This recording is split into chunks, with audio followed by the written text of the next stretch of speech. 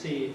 What I'd like to do in the opening part that I have is to set a frame for the rest of the speakers in terms of the visuals. I used to shoot for National Geographic, so I cannot talk with words, I have to talk with pictures.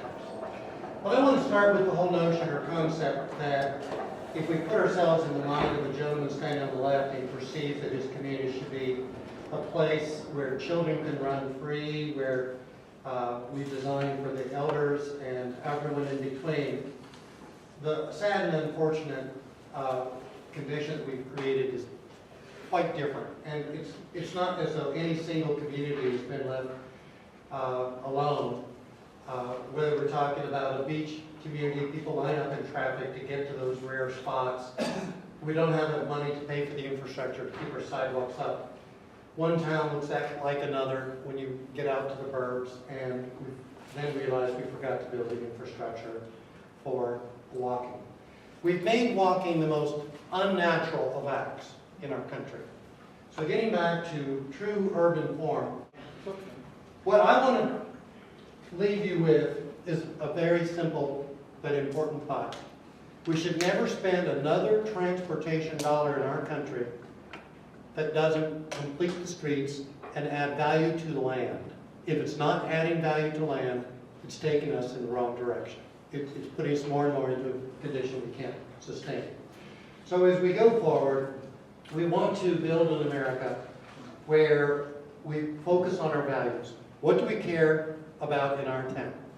And when we think about that, I've never yet heard anyone say our town should be the easiest town for a college student to drive to school, to have free parking, whatever it might be. Or that we have the most efficient way to move in our town. Those towns that are the most efficient have the lowest ratio of quality of life. And so if the people would only look out of their cars, just as I said today on our walk, we will never see conditions, again, where things aren't ready to be improved. This is, by the way, North Lake Tahoe, and this may be the best place to walk in North Lake Tahoe. And right, we can contrast that with Madison, Wisconsin. I probably started as early as Portland, maybe earlier. My first work was in Madison. And to me, I can stand on almost any corner and almost any time of day and take a picture like this. This is not a posed picture. But I think it's also important to point out that if we just get back to the purpose of cities, we will get it right. And a very, very important statement. Cities are our invention. We created them to maximize exchange. Now, exchange is broken down into two meanings. The monetary exchange, that's our service, products, and goods, our jobs, but also the exchange of our culture, our friendship, our ideas, our wisdom, our knowledge, our passion, our energies to keep putting money investments in the right place. We never, ever have declared that we are designing our cities to minimize or maximize travel, and so we need to get back to our senses. Now, we can boil that down to just several words. We can either design our cities for our cars, or we can design them for our people. We cannot do both. Any city that has tried has gotten itself approaching bankruptcy. Any city that's focused on commerce, on social exchange and life and so on, made walking again natural, has gotten the right scale, proportions, and so on. I think these two cartoons do it pretty well. You could design mega blocks or super blocks or whatever, and people will stop walking. You can open up the street connectivity, and people in those neighborhoods will start walking again. And we can do this with almost any feature of a city. Take, for example, Victoria, BC, the same alley, before and after. Buildings are the same. All we did is fix the deck and made it a lively place. And by the way, they have now over 300 shops in their alleys. Think about that. And those alleys are making more money per square foot than the main street. Fort Collins has taken this to a fine art. They have a whole series of alleys that are now some of the quietest, most pleasant places to walk, to eat, to buy jewelry or whatever one might. And so as we travel America, we begin to see real quality assets. This is an idea I hope will spread fast. I love the bike share programs. This one is cheaper, it's easier. It's a bicycle library in Fort Collins. It's staffed by volunteers. They keep 60, 80, 100 bikes always ready. You go in and you give positive ID. You can check out a bike for an hour, a day, a month, a year. And you get a flat tire, you bring it back. They give you a new bike or they fix the tire for you. Cities also are about showcasing our own home local talent. Start with our children. Take something that today may not be your most attractive feature of, say, a litter can, and you can now celebrate the work of our children, different ages, different schools. Or in this wonderful town, Meridian, in New Hampshire, an owner bought the old asbestos factories and turned them into the grandest hotels. There must have been a lot of money that went into that, but he now owns 4 and 5-star hotels. But he realized that the entry into town was ugly, so he went to the New Hampshire DOT and said, is there any rule that you can't have petunias on your guardrail? And since they hadn't bothered to write the rule, they now have grand entries with petunias into the town. Or Birmingham, Michigan. I was fortunate to be there the day that they put out this round of the flowers, and I don't know the details, but my suspicion is a lot of these people are volunteers. They just want to do good constructive work. They maintain and take good care of their equipment. Now, what I really want to leave as a thought or message is that it doesn't take an elaborate education to get it right. I like to point out who designed and laid out and built Key West. Anybody? Built by pirates. Pirates. On average, how many days of design school did the pirate go to? Well, I actually knew a pirate who had an MPA in design. There you go. There you go. You would tell that. Billy Joe, what was his name? My point is, Scotty. His name was Scotty. they design around the human footprint, and you cannot get it wrong if you design around the human footprint. The rest of this, by the way, makes 80% of the money in Key West. It's the oldest part. The newer part is designed by the professionals. They have streets that do not drain. They are maintaining their seawall. What are you going to do when you get off of this bus? Best bets, swim to Cuba. And what in the world does that arrow mean anyway? And I think the point is that the more we focus on standards and guidelines, the more we're going to miss using common sense. That every rule, in the end, should meet the smell test. Is this really going to allow people to get across the street, for example, or have our shops do well? There are a lot of tools that are inexpensive to create, and they make buku bucks. The owners on this street, I believe I'm correct, just pay the annual parking meter fees. And during the seasons, these are on skids. They can be taken in during the winter. And this is now being copied in a lot of winter cities as well. Golden, Colorado, I'm told, and correct me if I'm wrong in the dollar figure, spent $750,000 to move some boulders in Clear Creek. And now makes anywhere from $2 to $4 million a year on tourist-based people kayaking, walking, using the trails and so on. In fact, we're now going to lead a mobile study tour for the new Partners for Smart Growth, 2.5 days, and Golden will be one of the cities we go to, so will Louisville. But an earlier mobile study tour, and again, it's made up of mayors, city council members, architects, urban designers, urban planners, engineers, and so on. The idea is that the walking audits, and again, 2.5 days worth, you cannot go back and treat your profession the way you did before. You just can't. These people are from all over the world, and they teach one another. The gentleman standing here is Gordon Price, 6-time city councilor for Vancouver, BC. He brought us out in the middle of the street. We spoke for over 15 minutes, and then his question to us, and notice these are like 8 and 12-story buildings. Where's the traffic? And as we toured Vancouver, occasionally we'd see a car. And this is now the most dense city in North America.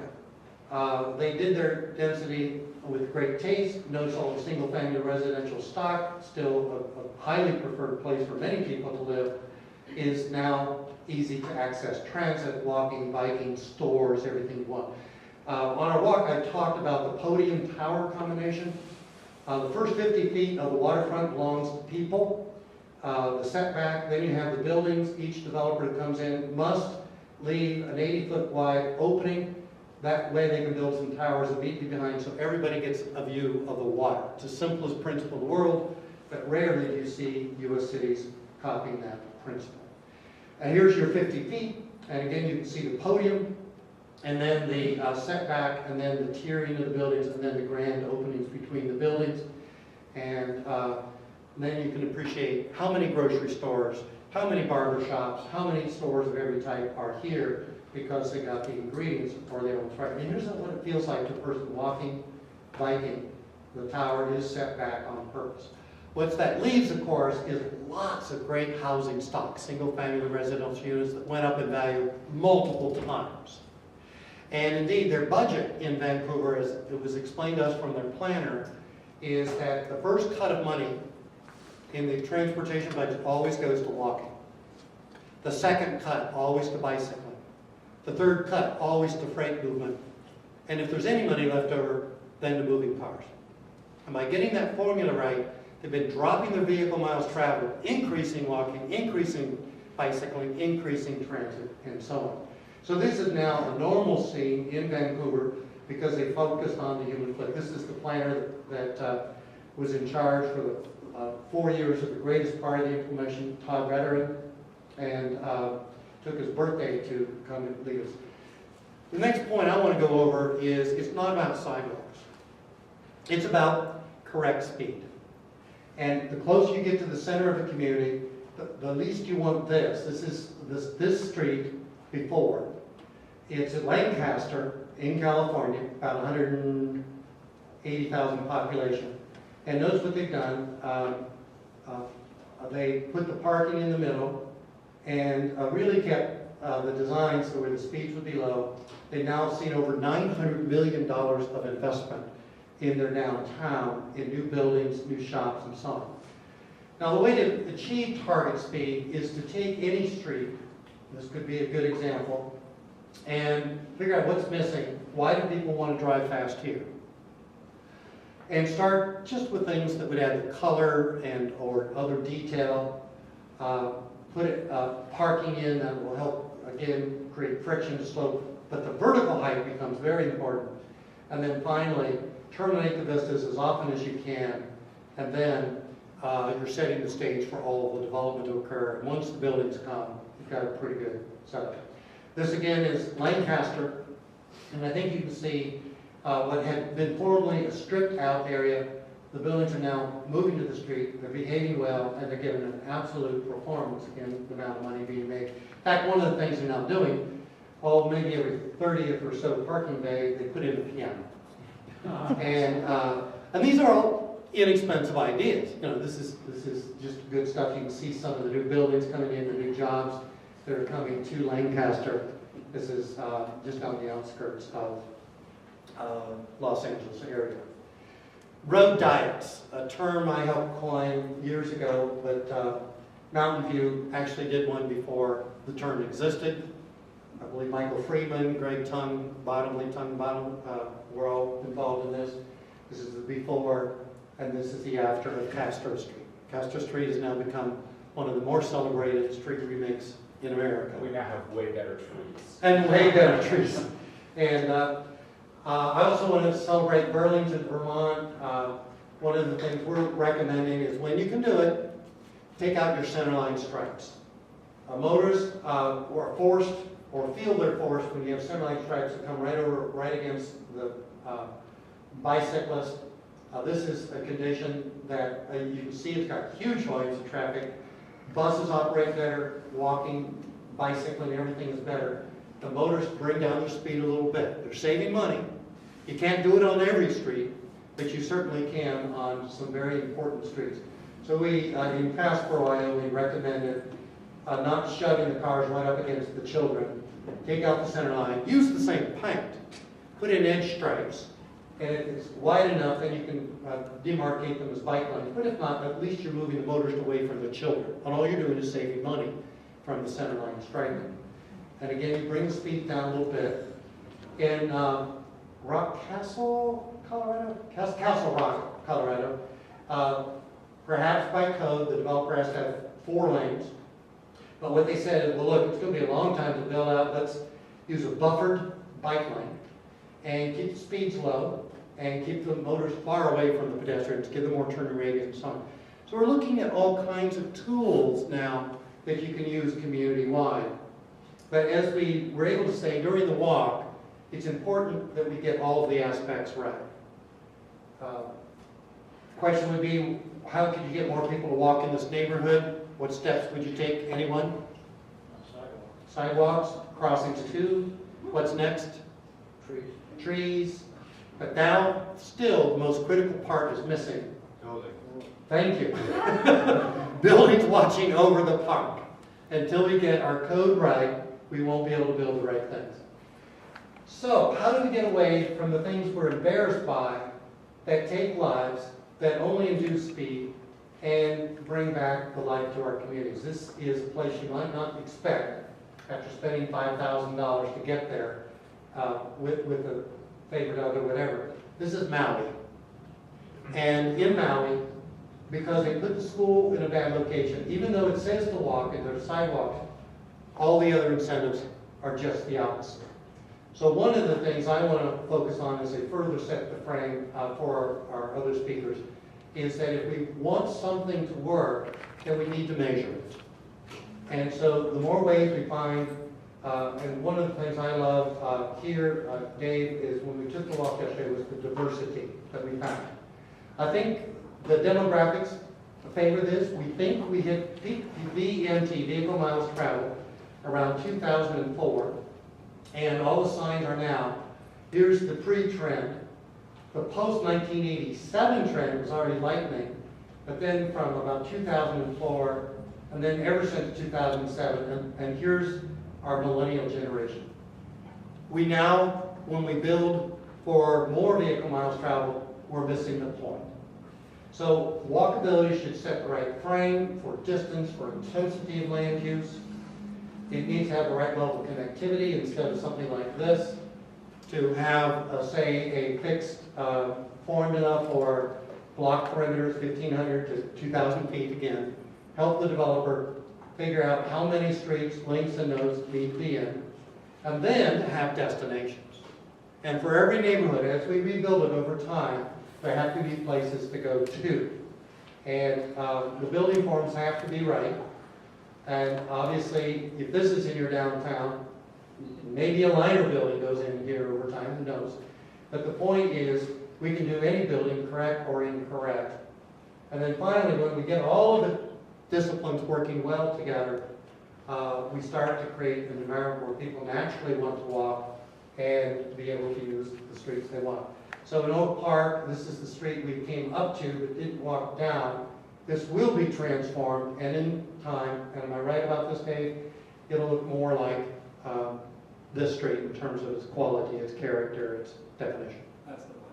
And finally, I'll close with this set of images to be able to celebrate the diversity that Oak Park now represents, that you built a community for all people all the time, and to come, to socialize, to come to the library, to have personal transport and so on. So, with that, you'll all the rest of the time to the rest of the speakers. Thank you.